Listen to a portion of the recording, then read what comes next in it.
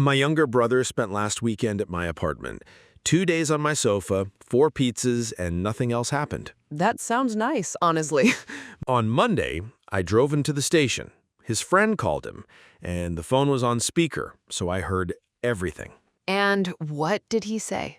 He said, "Man, what a weekend. I barely stopped." In the same shirt he wore on Saturday. Same shirt. My empty pizza box was on the back seat, right behind his head. Did you say anything? I looked at him, he looked at me, and he kept going.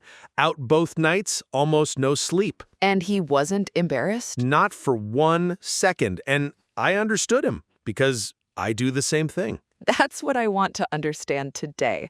Hello and welcome back, everyone. I'm Stasy. And I'm Mike. Glad to be here with you again. Why do people make their weekends sound better than they were?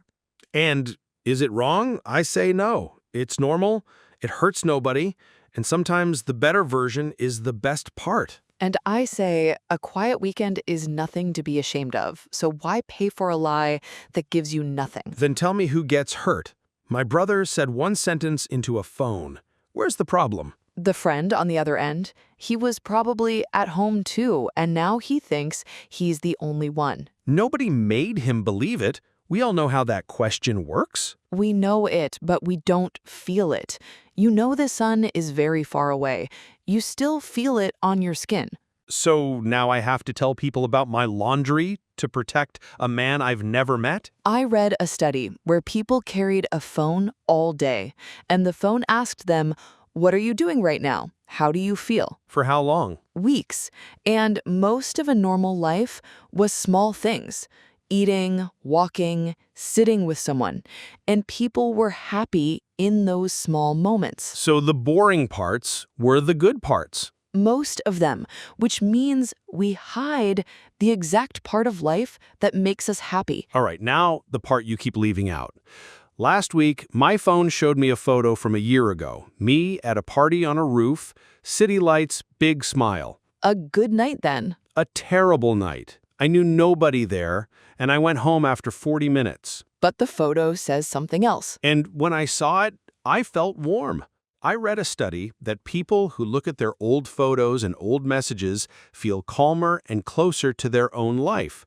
That feeling is real. But it's not your life. It's the nice part cut out of it. And the nice part is the one I want to keep. Why keep the bus stop in the rain? Because the true story is better.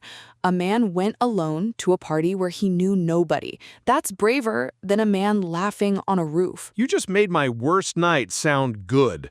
That's not fair. The true story usually has more in it. Then explain my friend Danny. One trip to Mexico 6 years ago, and he still tells 3 stories from it. Does anyone mind? Nobody minds. He's fun. People ask for those stories. And what has he done since?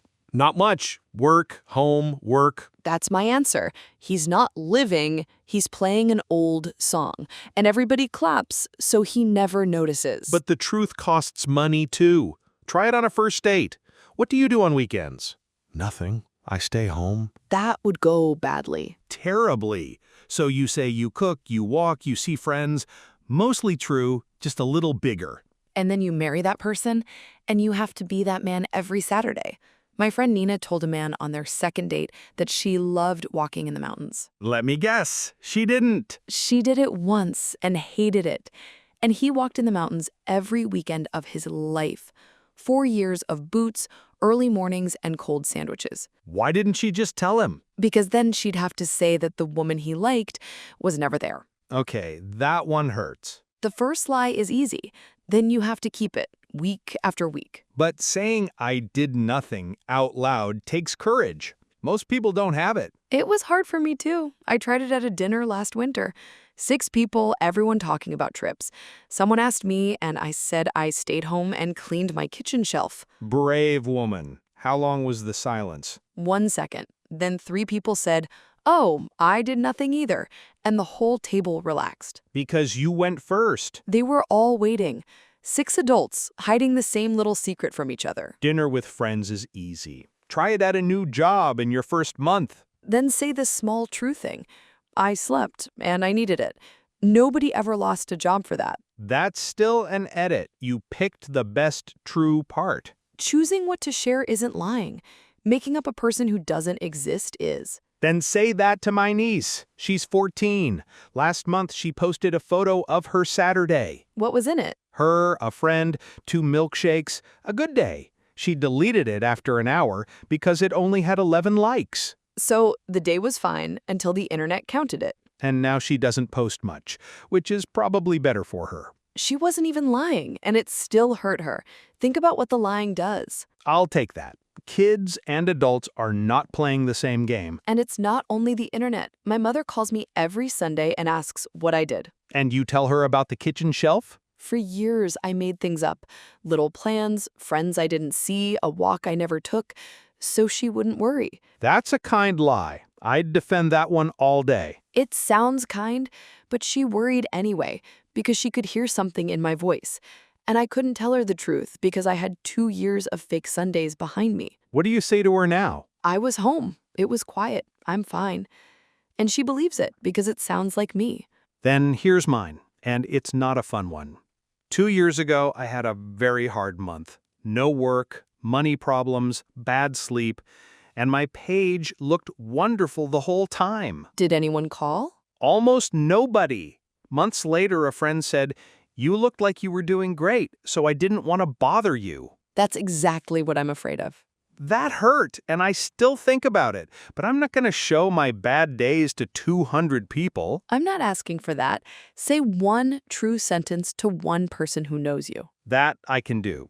Nice photos for everyone, the truth for my friends. And look at what the photos never show.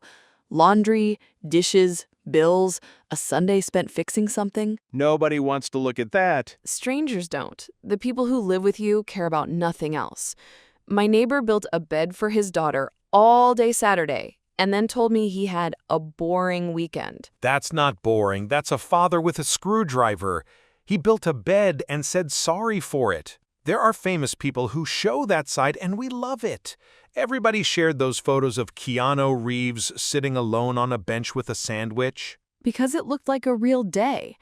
So why is ordinary sweet when he does it and embarrassing when we do it? Because he's already interesting. We have to prove it every Monday. And there's one more price. If you're busy making the weekend look good, you never rest. How so? I had breakfast with a friend who took about 40 photos of her plate.